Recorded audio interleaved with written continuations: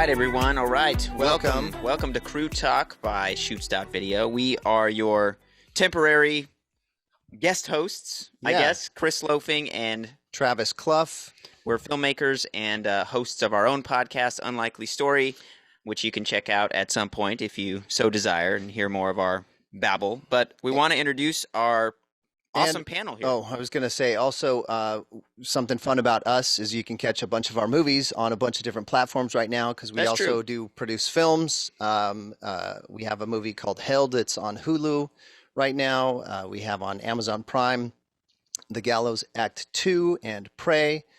And I think and The Gallows on HBO Max. And then The Gallows on HBO Max. If you guys want to watch any of those, that's some of our background. We are independent filmmakers who have had some really great successes that we're very excited about and proud of.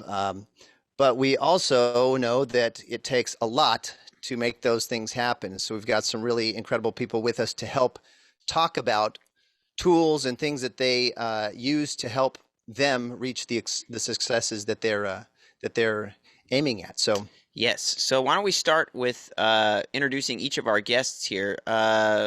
Is that Marius? Did Marius get on board here? Did finally. Thanks. He's here. Sorry, I just clicked off. Marius, why don't we start with you? Marius is here. You're gonna have to help us out with your last name. I can't figure this one out. How do you say your full name? Don't worry about it. It's Marius. Marius. Sirsulin? Yeah, it's Romanian. Romanian. Ah, Romanian. Nice. Okay. Marius. Okay, Marius is the CEO, the big man in charge of ShareGrid, which is, as you guys know, an amazing platform for sharing and renting each other's camera gear, photo gear, a lot of equipment that is out there in the world that we can use and abuse. Hopefully not abuse, but use. But certainly use, yes. And get stuff done. Great to have you here, man. We're gonna dive into a lot of fun questions. I want to introduce the rest of the panel. Next in line for us is shoot, I can't see here. There we go. Evan, Evan, why don't you introduce yourself? Yeah, my name's Evan Dvorkin. I'm out of Baltimore, Maryland. My main, I guess, area of expertise is like commercial and like promotional material. So photo and video, be it for companies, products, events, things along those lines. My wife and I kind of took it into a digital marketing realm. She had a history in social media management and Google Ads. So we kind of like brought the forces together and created our own digital marketing company. So we'll take, be it a company or product, put together the whole package, be it just photos, video for them, or we'll just go all in and develop an entire marketing layout, start to finish. And that's kind of the general overview. Yeah. Cool. A lot of stuff in there. A business is a lot like a marriage, especially if your business partner is your spouse. Yes. Quite literally. Next in line, Matt. Hello, my name is Matt Spa. I'm in Atlanta, Georgia, and started out, we kind of talked about this a little bit. I started on a graphic design path, really. Ended up being a photographer just because there was huge demand for it. And most of what I do now is high volume headshot work. And I'm also a video producer. So I do some narrative and documentary type style work here and a little bit of commercial stuff. I'd really rather do more of that because it's quick, clean, easy, as my dad used to say. Yeah, that's a very good point. Quick, clean, and easy, rather than spending years of your life on something that's not as clean, quick, and easy. All right. He was an automobile mechanic, and so he didn't want to do like engine rebuilds. He wanted to do tune-ups. You know, get it done. Day, get paid. Wise man. Wise man. I agree with that. Awesome. Bruce, we have next. Bruce, tell us a little bit about yourself. Hi, my name is Bruce Himmelblau. I'm out of Chicago area. About 15 years ago, I got bitten by the film bug. Shot behind the scenes of 2 local films. Both of those have been released and are available on Amazon. And my background is mainly production and marketing, which is perfect level of producing the behind the scenes EPKs.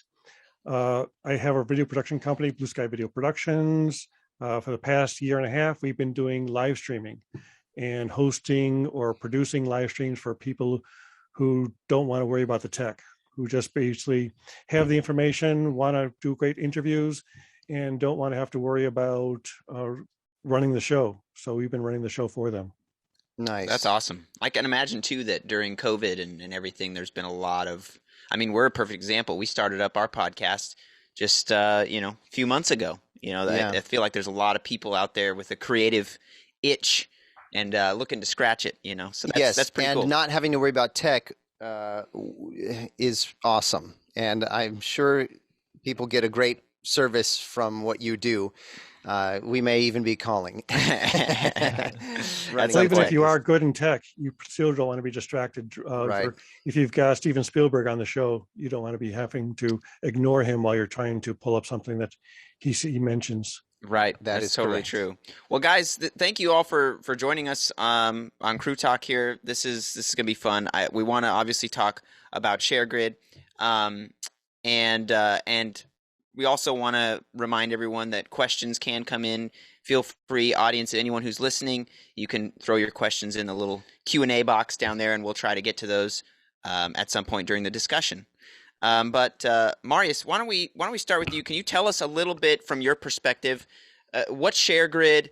Give us the Cliff Notes version of what ShareGrid is, in case anyone. What gave you the idea? What brought it about? And let's go from there. I want to hear what gave you what put the idea in your brain to come up with it. For sure. I'll start with kind of the origin story. Let's see. I originally went to film school, and after film school, moved to New York, got into really video editing. But I've never owned a lot of equipment, but I had a lot of friends who left film school, and it seemed like everybody was trying to rush to buy the latest and greatest gear, hoping that if they had all of that equipment, they would get hired, right? And sometimes that did happen, but sometimes that didn't happen. The only thing that was consistent was the monthly payment for all that equipment, right? So I saw a lot of my friends kind of buying a lot of this equipment. So that was one thing that kind of gave me the idea. But essentially from video editing, I moved into more product design, graphic design, I guess you could also call it. I started working for Groupon. I was one of the first designers building that app. And then somebody I was working with there was also a photographer, longtime photographer. He was kind of the opposite of me. I didn't have a lot of equipment. He had a lot of equipment on the photography side. And, just on a daily walk, we were kind of inspired, obviously, by all the sharing economy marketplaces that were popping up, and boat rentals and house rentals. And we thought, why isn't there a marketplace where you could put up your equipment and make money renting it out? Because my buddy, my co-founder Arash back then, was actually thinking about buying new stuff, but he felt really bad because he already had all this stuff, but you don't want to sell his stuff. He didn't want to sell all his equipment, but he wanted to purchase new equipment. And that's kind of how the idea came, was just essentially out of personal need and just kind of observing what was happening in the market at the time. Yeah. No, that's awesome. I mean, from a personal experience, maybe guys, if you want to chime in too, for us as filmmakers, we're in the same boat where we know a lot of people who have a lot of gear. They're constantly looking to upgrade or keep up with the latest, release of the new model or whatever it is. And for us, we've always just been like, well, let's just get the bare minimum to just scrape by and get what we need. But then comes the time where we're shooting a movie or whatever, some kind of commercial or something. It's like, shoot, now we don't have the stuff that we need. Now we got to pull from all these resources, our friends. Hopefully they have that new piece of gear. That's pretty cool, though. I think that's really amazing. And it does allow for people who do have stuff to still get use out of it and make money with it. Yeah, I think for me, I hate the idea of something that is of value just sitting and doing nothing.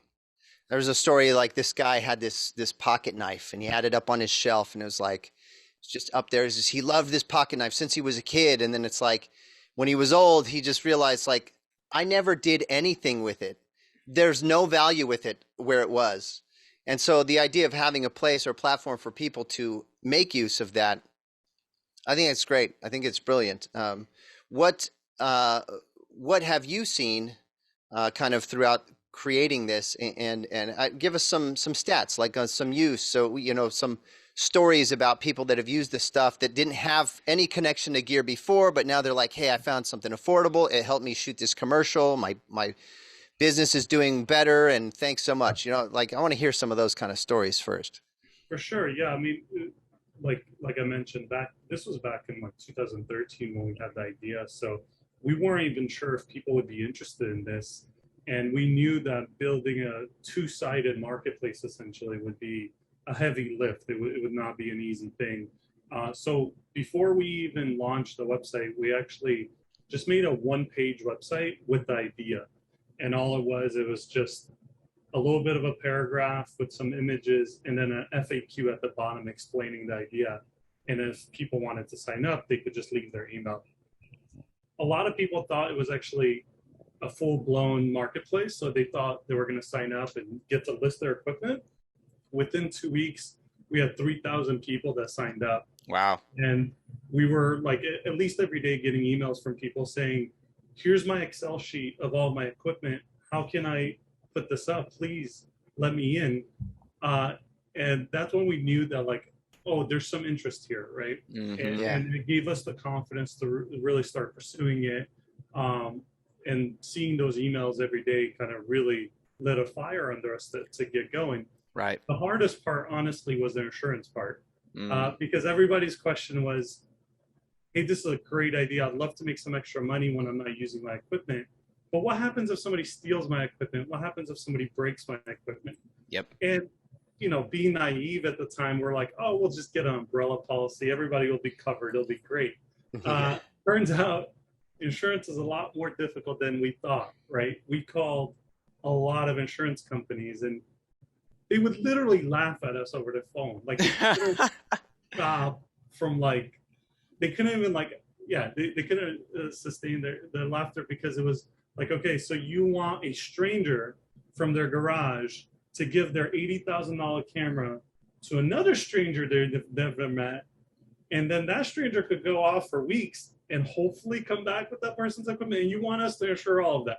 We're like, yes, and we want you to do it with just like a few buttons. We don't want them to fill out an application. And they're like, yeah, you could understand why they were laughing.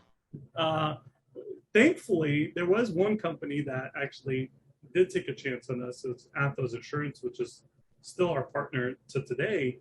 And they kind of, they understood the concept, but they said essentially, you would have to build all the tech and, you know, kind of just put it all online. Everything we do ourselves with all of our people here, where people call and buy insurance, which sometimes could take, you know, a day or two. If you're getting quotes from different insurance companies, you're getting applications, you have to fill out the replacement value of every single item. You know, it could be a lot of work. We essentially had to build all of that on top of our marketplace. So for the first 6 months, we didn't even build a marketplace. We built an insurance application. Wow. We were more in the insurance game, and even now, than we were ever in like kind of the marketplace. So we built that all from scratch. So when we did launch, and you know there was press about us and stuff, we were the first kind of marketplace where you could buy up to $750,000 worth of insurance instantly with just a few clicks, essentially, and you could do it at any time, and you never have to speak to a broker. So that's kind of how ShareGrid got started. That was the kind of story in the beginning, was like you could rent out your equipment and it's safe. There's actually insurance. You get a certificate of insurance every time you rent out your equipment. So that we launched in 2015, January 2015. And since then, we were, you know, over 120,000, hopefully now 130,000 people. Wow. And people have listed over $1 billion worth of equipment on the platform. It's awesome. As far as like success stories, I mean, I could point at so many success stories as far as people starting with a handful of equipment that they just personally owned, you know, renting out of their garage, that now have huge facilities. I mean, there's Old Fast Glass initially started with us. Boca Rentals in LA initially started with us. There's just so many of these examples. F22 Studios, where it was just them in the garage or out of a storage unit, but now they have, 6-7 employees and 4,000 or 5,000 square foot facilities. That's and amazing. they're still doing business on our platform since then. And then there's some examples where, people make $400, $300 extra a month, and it helps cover their car bill, and they're completely happy with that. Because it's something that they weren't getting before. The gear was just sitting there. So there's a huge range. It just depends on how much equipment you have, how much work you're putting into it.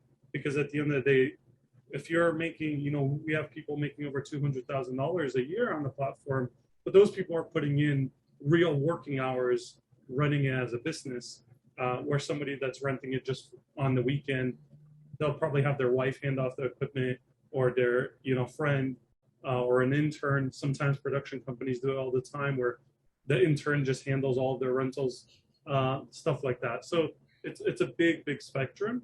But yeah, we've seen incredible growth, even past the pandemic. The pandemic hit us pretty hard. It hit the whole industry, but we were up to 100% in like July, August. We were back to 100%. So it's been good growth, and people are making a good, a good amount of money on the side. That's amazing. Wow, well done. Bravo for that. Yeah, good job. Always love hearing success stories, man. That's incredible. And it kind of reminds me, it's funny, it kind of reminds me of that movie, The Founder, Michael Keaton. It's about building these McDonald's, but eventually it becomes about the land rather than like the restaurant itself. Kind of similar to you, like, oh, it's all about the insurance, actually. Yeah, like you created an app that insurance companies, you could sell the insurance companies. Yeah, but before we can get to the burgers, flipping the burgers, we got to figure out the land. So we turned out our core competency is insurance and fraud detection, right? So like our goal, we wouldn't be around if people's stuff was getting stolen, right? Or if people's stuff was getting dropped all the time. We have an incredible claim rate, like, it was I think it was like 0.3%. It's like really, really low. I was just about to ask. Incredible. I was just about to ask what the claim rate was. That's incredible. Yeah. I was afraid to ask. Yeah. Yeah, no, it's super. It's based on our carrier that we work with, they've said they've never seen claim rates this low, and it goes. The reason why is that we have an advantage compared to most physical rental houses. Most physical rental houses, they typically think about how they get inquiries. They get an email, right? Or they get a phone call, or somebody just shows up in their shop. We, on the other hand, we do extensive amount of verification when somebody signs up for our website. We have various systems in the background essentially verifying people's information. And we're also able to look at their behavior on the website. So, if somebody's putting in an Alexa Mini in their cart with a still lens that doesn't fit that camera, right? Like, that's a red flag. That just doesn't really happen. Right. If somebody's signing up at 3 a.m. and wants to rent a lot of equipment and then wants to pick up that same day, kind of a red flag, right? And drop off the same day. Like, that's odd. Or they change their dates all the time. It's like, you don't. Yeah, the amount of the equipment that you're trying to rent and use in one day takes at least a day and a half to set up. Yeah. Well, and we have literally your pickup day is free and your drop off day is free. So it kind of makes no sense. Like, right.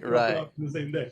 Well, yeah, the caliber of customer on both sides, I think, is really elevated because of the systems. It's probably a feeling too of, because these are professionals, right? And they value their own gear. So it's like when you're using something of someone else's, there's got to be that pride of ownership that you also transfer, a common respect to someone else's. Like, this is their livelihood, for a lot of these people. So I imagine that these great, camera people, photo people out there that are just, they're having respect for each other, and it's awesome. Yeah, and their gear. It's a little different when you pick up a set of lenses from a corporation where they're like, hey, your order's over there on that table, go ahead and grab it. Versus like you're meeting the person and they're telling you how much they love those lenses and what they like about those lenses.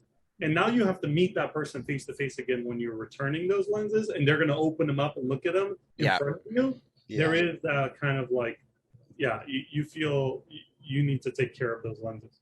Bruce, Matt, Evan, I want to throw this to you guys. Have you guys got any cool experiences with ShareGrid, or not with ShareGrid, using something else that didn't go so well, or anything you guys can throw into the conversation when it comes to renting gear with your experiences with what you do? Or if you have any questions that you've been wanting to ask thus far. Yeah. I mean, I'm sorry. Just more general, like when it comes to renting gear. I mean, it's just an incredible option, especially in the beginning. I will say, like, even when I first started out, I didn't know, like, these companies were around. I just didn't know that it was an option. I guess until later on, I was like, oh, there's like lens rentals and borrow lenses and all these other ones. I was like, oh shoot, like every time I'm like, okay, I got a shoot coming up, can I afford the lighting equipment for this if like I had to do it? And then when you can rent gear, and again, this is just, in general, if you can rent gear, you can just line item it for your client too, so it's part of the cost, but you can't line item an entire lighting setup. So just renting gear in general is incredible, just to be able to do it early on, and you can get Alexas or whatever it may be to do these shoots without having to think, how am I going to spend $40,000 in order to accomplish what I need to accomplish? It's awesome. Well, I think that the ShareGrid platform is so unique, and you, like you say, you have the core of people who do respect the gear, and are going to take care of it, and they appreciate what they have. But then there's always a bunch of knuckleheads that are not going to take care of it. And then there's a bunch of goofs that are trying to steal stuff. So having those things in place, I mean, obviously you got 6 years now of figuring out who's a knucklehead and who's a goof. I mean, if I could have figured that out earlier, I'd be a millionaire by now. In Atlanta, we have, there's really kind of two big facilities where somebody at my level is renting stuff, and the ShareGrid is totally unique to either one of those. One, there's lots and lots of hoops to jump through, and very minimal, a pretty good complement of equipment across the board. The other, the getting into it is a lot easier, but the equipment that is available is a lot less. So you kind of fixed a lot of different things there that are hurdles, at least in the market that I'm in. Yeah, so the market we serve is essentially the up-and-coming filmmakers and photographers. If you're an up-and-coming filmmaker and photographer, what is your goal? Your goal is to essentially make the best product you can for the least amount of money. Like, you're going to try to get as much nice equipment, top professional equipment, for the least amount. And, if you rent from our owners, you're essentially going to save a good amount of money, because our equipment owners don't have the same overhead as a traditional brick and mortar facility, right? So that's the benefit. The benefit is you're going to get good equipment at essentially a really good price. The downside of renting on ShareGrid is that you're probably going to have to run around town for a bit, right? You're not going to find everything in one place.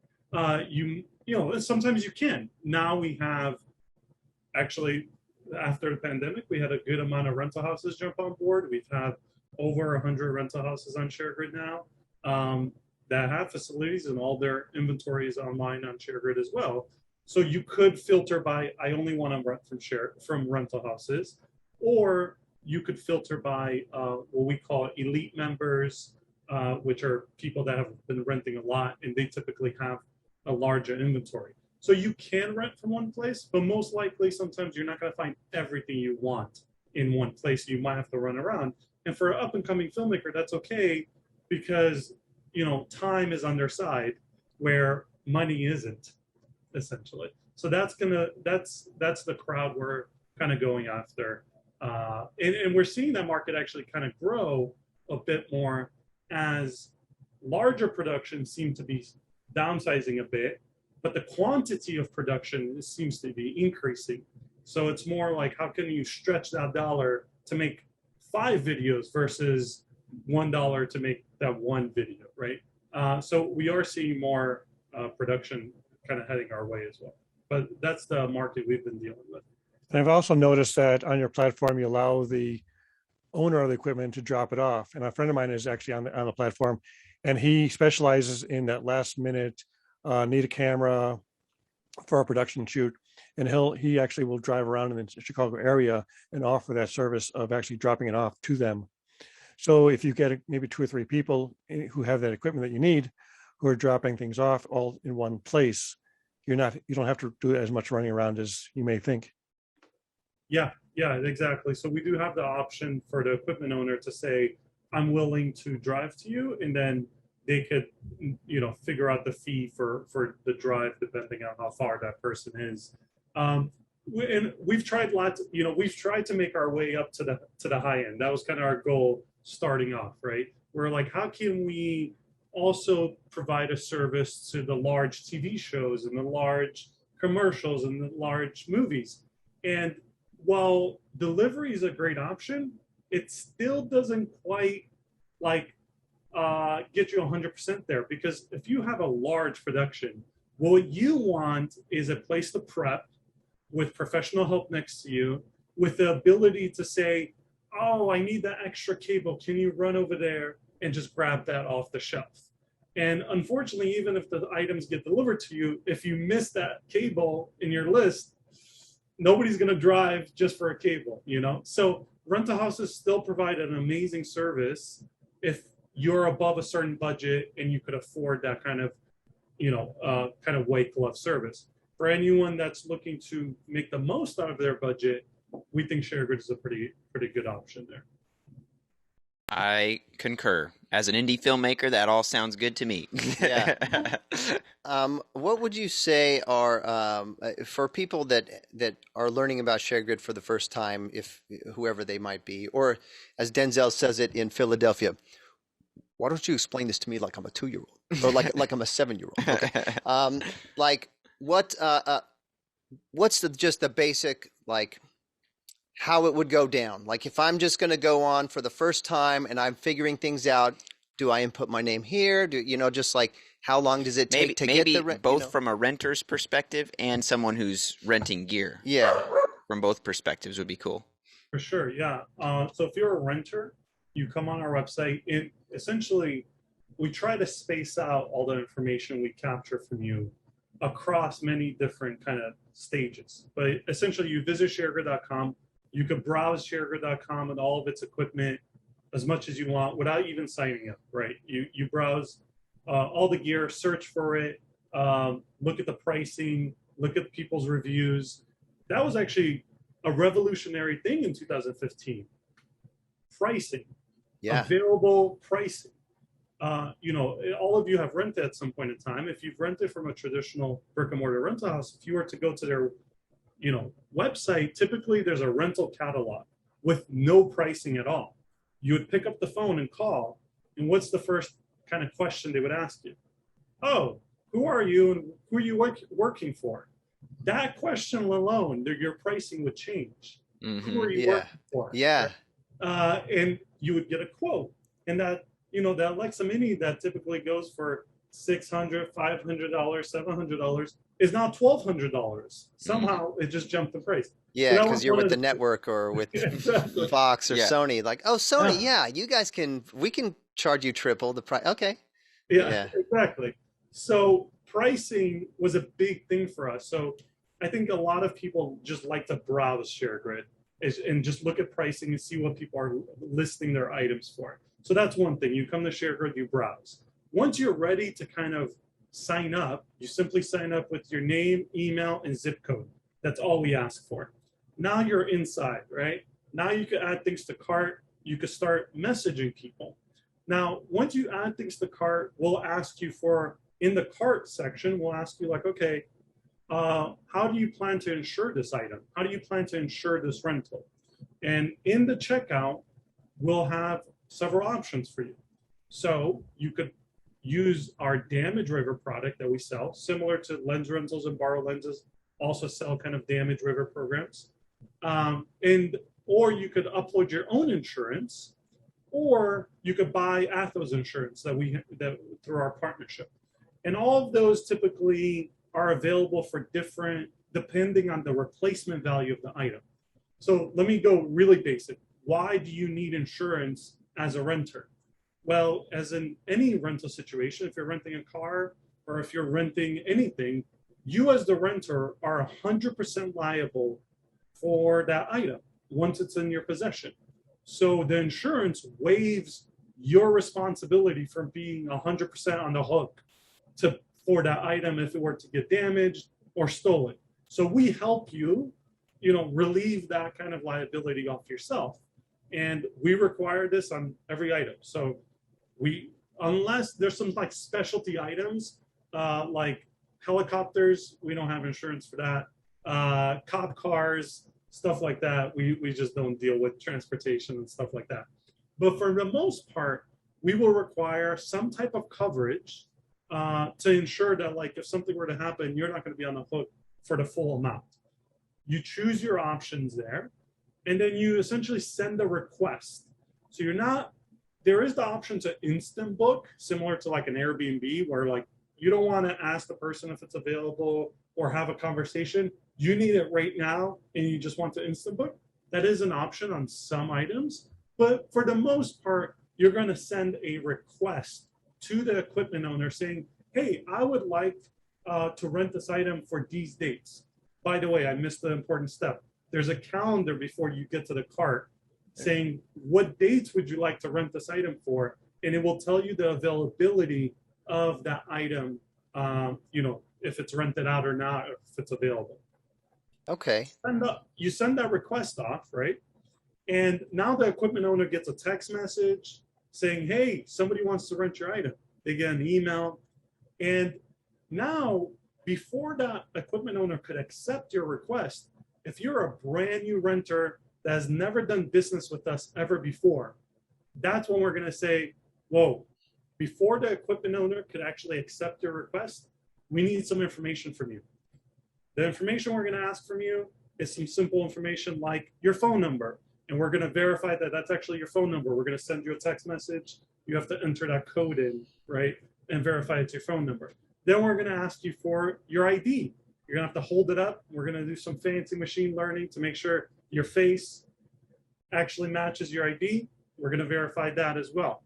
We're going to ask for like social media accounts to prove that you're a real person and actually have work.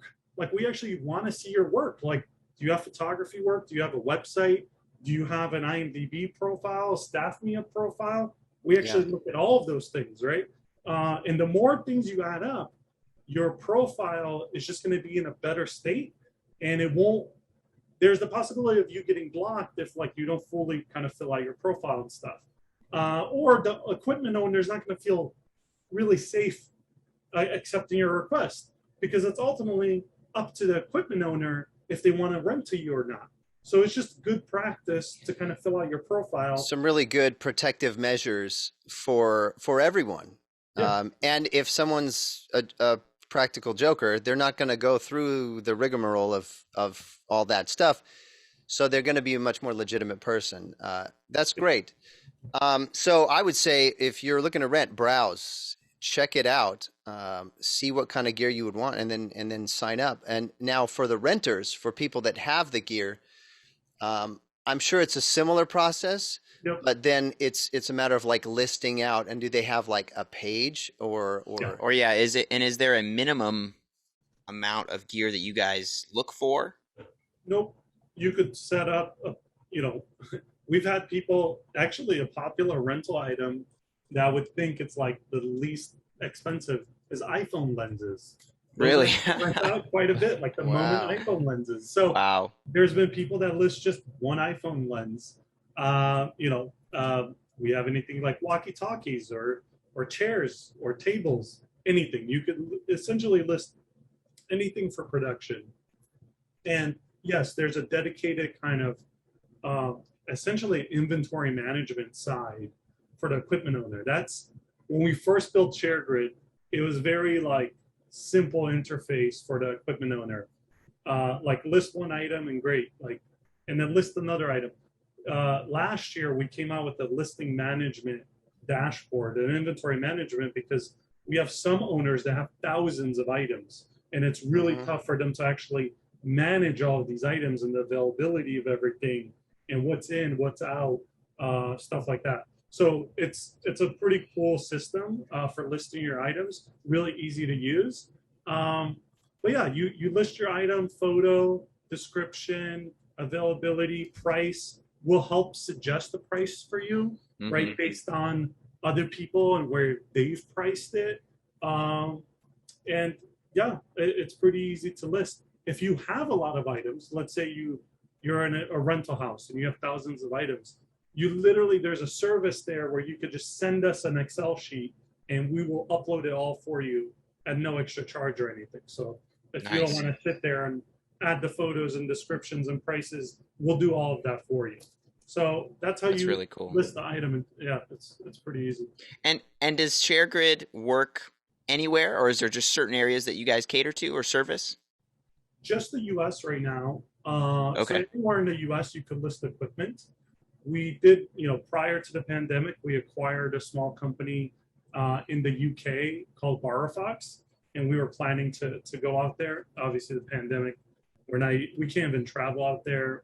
Whenever we do launch a community, we like to locally embed ourselves into the community, get to know the local creatives, and we just haven't been able to do that.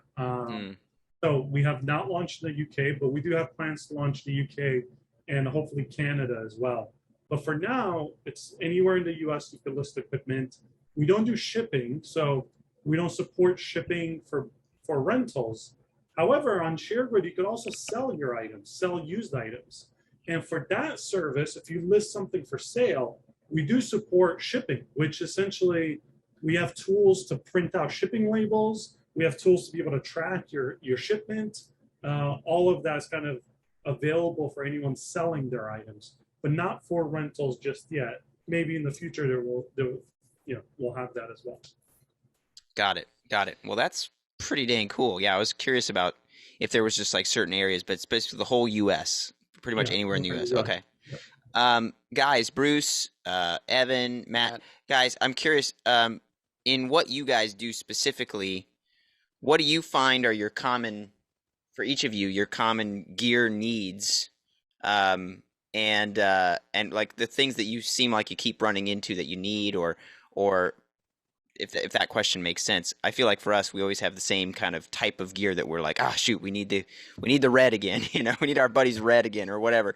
Do you guys have like a common type of gear that you keep needing access to? For me, it's usually lighting kits. I've got a real basic lighting kit, but on a larger shoot, I can bring in. I've had actually people say, "Okay, we need a Kino Flow, and we need some HDMI or whatever, the other daylight." We actually did a one video shoot. We had the location booked for 2 days, and it ended up we only needed for 1 day, or actually we only got available for 1 day, so we had to squeeze 2 days of shooting to one. And so we had to fake it, make it look like it was daytime when it was actually like 2:00 in the morning, and we had a big light shining through the window, and the location was actually set up right next to a railroad line where they had like freight lines going all night long. And the thing is, we got a complaint from the neighbor because it was too bright, not because it was too noisy. We've had that happen before. Too bright. I'm totally with you on the lighting gear. I'd say like that's what I rent most often. It has to be lighting, or maybe like a C camera if I'm doing like a full podcast video setup. I have an A and a B camera behind me, but I'd say it's either like that third camera angle that you just don't keep that extra piece of equipment around, or just last time I think I rented like 4 or 5 lights because we were creating like essentially like a fake psych wall for a product shoot, and they didn't want to rent out like a psych wall. They wanted to do it like within a gym, so we were sort of like creating one with like white backdrop and building it within there. So we just had a ton of light to blast out the wall, light up the subject. So definitely lighting for sure. For me, it's almost always lenses. So for documentary work or commercial work, I need a certain focal length, I need a certain look, something like that. But then I'm also producing YouTube content for myself. So I need things to rent to be able to do comparison videos. Or, I actually produced a video about the benefits of rental. And one of them was that you can try something out without being invested in it. You haven't bought it, so your ego doesn't tell you that it has to be good. And that's where the ShareGrid model is so awesome when you're actually not dealing with the rental house, but dealing individually with one-on-one with other owners, because you can get a whole lot more insight about the quirks of a lens, the what it does with flares. You can get a lot more than even you could get watching YouTube videos or the manufacturer's content or things like that. So that's where that kind of community aspect of being able to firsthand talk to somebody that uses this, that owns it, it's a huge benefit. Nice. Yeah, I mean, it's great to try before you buy it too, for gear like lenses and things like that. Definitely rented. If I couldn't decide between one or the other, I've rented both and tried them out, and then ended up committing to a purchase. But it's another good use too. Yeah, it's awesome. Yeah, for sure. We see that kind of behavior quite a bit, right? Where people, before they make a big purchase, you do as much research as you can, and you watch YouTube videos, which is great because there is a lot of sample footage now, where before there really wasn't. I guess before you used to go into a store and like actually try out equipment. That doesn't quite happen as much as it used to. Showrooms are kind of not as available as they were, especially with the pandemic now. Then your best thing is YouTube, like look at the footage. But sometimes you kind of just want to get your hands on it, try it out in different kind of capacities, different just environments. And compression rates on YouTube. I mean, you can't tell what something looks like or sounds like. Definitely not what it sounds like for audio equipment. I mean, it's so funny to me. I'm going to be quiet now so you can hear how loud this microphone is. Right on, dude. It's tough to make those decisions because they're multi-$1,000 decisions. They're not like, impulse purchases. So we've tried our best to like help with that, obviously by providing the ability to rent from someone local. But then we also did the lens test. I'm not sure if you guys have seen that. We ran, if you guys go to ShareGrid.com/learn, we did a huge side-by-side lens test with a lot of similar lenses, where you could essentially choose from, hundreds of different type of lenses and have like a quad 4x4 side-by-side and then play all of them at the same time and then see the differences between each one. So that's another way to try to make a decision before you buy. But yeah, ultimately, that's really cool. That's the best way. You mentioned. I'm sorry. Go ahead, Bruce. Also, is really important is getting the equipment the day before you use it. There was one instance where I got a call from a company down in Texas saying we need this video shoot, and we thought on a convenience, like, okay, let's say the shoot's in Chicago, so if we were to rent it today, go down and pick it up, bring it back to our location in the suburbs, then drive back to the city tomorrow, that would waste a trip. So we decided instead we're going to get there early and pick it up and then go to the shoot and then do the shoot and then come back. And it was a new camera that I've never touched before, and your learning curve is really steep, you got to learn fast, and hopefully you're not learning it in front of the client. That's the worst. Yep. I've done that with audio equipment. Wait, you're not supposed to do that? Oh no. Oh. Well, and there you go. That's why we don't. That's why we're hosting. Yeah. Marius, you mentioned that you guys are looking to go into other areas, territories. Are there any future goals in terms of additional features or additional things that ShareGrid's going to be offering or doing anything that we should be aware of? Yeah. Yeah, I mean, there's some things we just can't talk about just yet, but some things that we have been publicly kind of talking about and want to make sure that people know it's on the way is, we've been putting a lot of work into our catalog. I mean, we're trying to organize our catalog, which is over 40,000 different products, because every time someone lists a piece of equipment, we're trying to categorize that under the right brand and model and obviously category. So we'd like to essentially become the encyclopedia of every single piece of equipment ever. That's kind of the grand goal. Anywhere from traditional film cameras all the way to the latest items, right?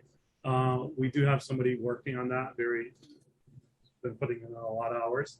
But the reason that we were doing that project is that we want to be able to give people ability to package things just better together, right? So like create these custom packages and build these relationships in between things, which would essentially, once we understand the relationship, once people package items together, that's going to inform our system of like what goes with what. And then we'll be able to make really smart suggestions to people that maybe are a little bit newer and don't know that, hey, this map box goes with this camera, and this, this rig doesn't fit this lens mount or whatever it is. So like, essentially it starts with the catalog to have really clean data. Then we're gonna be working on these packages. We're allowing people to package items individually, which will inform the relationships between items, and then have this really robust kind of suggestion algorithm on the front end. So that's been a big infrastructure project that's been happening for a while, and we're continuing to work on that. But we think that's going to be really, really important. And awesome. batteries. Cool. I think a lot of the cameras, batteries. people will rent the camera by itself and figure, I'll go AC, and then they figure out they need to do some run and gun, and there are no batteries. Yeah, and there's different mounts for batteries, and like which camera takes, V mount versus gold mount, stuff like that. And, even lighting, it's like the yoke could be different and stuff like that. So we want to try to make sense of all of that, because, when we talk to rental houses, the rental agents essentially spend a good amount of their time helping clients kind of outfit their choosing what they actually need. The clients know that they want the main basic things, but then you actually have to make decisions on like a lot of smaller items. And it'd be ideal if like a system just suggested it for you. Right. You then have to have a human constantly think like, okay, what kind of cable does this go with again? Stuff like that. It's a little bit like the Amazon does it for upselling, but it works. It's like most people also bought this thing. Yeah. It's like, hey, most people also rent these batteries because you can't operate this camera without them. Yeah. Thanks for reminding me. Let me add those to cart too. Yeah, that's great. Yeah, how many times have you ever been on a shoot where there's one little minute piece, and that one piece makes or breaks the shoot? Yeah. Yep. It's the worst. Yep. So we don't want that to happen. So hopefully we can have technology help us out a bit. What would you say are like your pro tips for someone who maybe is just looking to, like a lot of people listening to this, I would imagine, have gear, even if it's just some basic gear, little DSLR, and they're looking to rent it out and make some extra money with their stuff. What would you say are some of your top tips on how to make a good rental listing and really get their stuff out there? Yeah, definitely. That's a great question. And I get that all the time. Essentially, when you're listing your items, my suggestion would be break it down to its essential components. A lot of people come on and they're like, here's my camera. And then in the description, they're like, it comes with a map box, and it comes with a tripod, and it comes with 4 batteries, and it comes with, these ND filters. And that's fine. You could do that, right? But at the same time, I would list every single of one of those items as individual items. Reason why is that, let's say now somebody's searching for just a red battery. They might not need the whole red camera, right? They just need the media. And now you're going to pop up in the search results more often than you would if you just had one listing and you only rented everything as like one big package. I would recommend that you spend the time and you individually itemize each item when you're listing those items. And, don't, like, a lot of people get discouraged of like, well, I don't have like the hottest new gear. I wouldn't be discouraged, because people have various different budgets. And a lot of people don't go for like the most up-to-date kind of camera. I mean, sure, there's lots of those, but you're going to stand out if you even have something that's a little older or maybe more unique. And also think outside the box. Like, do you have foldable chairs or foldable tables? Those actually rent out really well on ShareGrid because people need chairs and tables for production. Right? That's a great point. We'll have to throw some of those up. We got those Costco ones. Yeah, we're sold. We're sold already because we got a bunch of stuff that could be used. Yep. And then one last thing I'll say is we're seeing a huge uptick in like traditional actual film cameras. So if you have film cameras, I just talked to the president of Kodak and he's like searching for them because everybody wants them, but they just don't have enough. So if you have old film cameras, please put them up on ShareGrid. There's a big resurgence of demand, I guess, for those kind of cameras. Nice. Like awesome. your vinyl. Records are back in style. Yep. Those Fashion. big And also, fashion you too. mentioned that you're also all over the country. Again, I'd rather rent from someone who's within maybe 10, 15 miles of me than having to drive into the city. So even if they may not have the exact high-end piece I'm looking for, if it's close enough, it should work out. Exactly. Price and then location plays a huge part in people's decision. You know, are they going to drive like an extra 40, 50 minutes just to get something that the brand they wanted, or can the replacement brand for the item be just fine? They'll probably not with gas prices the way they are. Yeah, exactly. It's a point, Bruce. Go ahead. Is there anybody who's listing locations? Yeah, so location, we do have a category for locations. We don't have like a lot of, we need to do a lot more work. That is something that's on the roadmap to kind of focus on location specific features. Like we don't have hours. People could rent the location for the day, but like you can't rent it for just a few hours. So that's one specific feature that we need for location. But there is plenty of locations on ShareGrid, at least in some of the major cities that people have listed, anywhere from editing studios to sound booths to houses. That's more what I was talking about. Yeah, definitely. Yeah, we were actually flirting with the idea of building out hospital room, prison cell, things like that, because we had space here. And being able to have something like that listed or have a resource for those. Awesome. Yep. And I mean, look, there's other marketplaces that focus just on spaces. So I think it's worthwhile you doing that. I think it's a great way to make some extra money. Yeah. That's it.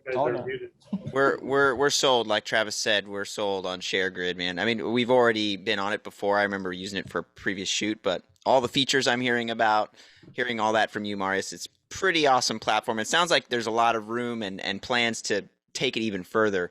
So that's pretty incredible. And what a great way to help creators like ourselves find a place to help out each other and level up. And pay the bills and level up. And level up without, maxing out. Yeah. The idea is like everybody here, essentially you guys rent out your time, right? You're renting out your time. So if there's another way you could, like, at the same time while you're renting out your time, also rent out some of your assets that you own, that you invested money, you're kind of increasing your earning capability, right? And the whole goal is like to give creators more freedom to have that item that you want to shoot with and improve your image quality, and freedom to make some extra cash. So maybe you don't have to work at Uber or run for DoorDash or whatever. Maybe by renting out your items, it gives you a little bit more flexibility to focus on what you actually want to focus on, which is creating great content. Yeah, absolutely. Amen to that. Well, as we get on some level too, if you're doing the individual thing, you are making connections on some level with people who are in the industry who have your gear. That's Somebody true. needs you keep renting that FS7, and that guy needs a FS7 operator. Chances are, Yeah, it's a great way to network and meet local, like literally, 10 miles from you. Yeah, like another DP that you would have maybe not met unless you went to some, you can start bad mouthing him and taking his jobs, and it's awesome. That's a great point. That's a good way to find your competition too, right? Right. I have a goal to not get asked back, so I'm just. I'm kidding, Corbin. I'm kidding. Yeah. Next episode, how to make goals and set them and not burn bridges. Oh yeah, no, that's awesome. Well, guys, I think we're getting close to about time to start wrapping up. I wanted to turn it over to each of you, our panel, one last time to tell us where we can follow you guys and keep up with what you're doing. And then we'll end with Marius and give him special thanks. But yeah, let's start with Bruce. Bruce, where can I we want follow to say shout out to Richard and Sue, who actually tuned in watching this. So I haven't seen Richard in quite a while. And so follow me. I have a live stream of my own, which is called BSVP on site. You can follow me on the social medias at BSVP TV. Okay, awesome. BSVP TV. Okay, great. Matt? Matt Spa, mattspa.com, MATTSPAUGH.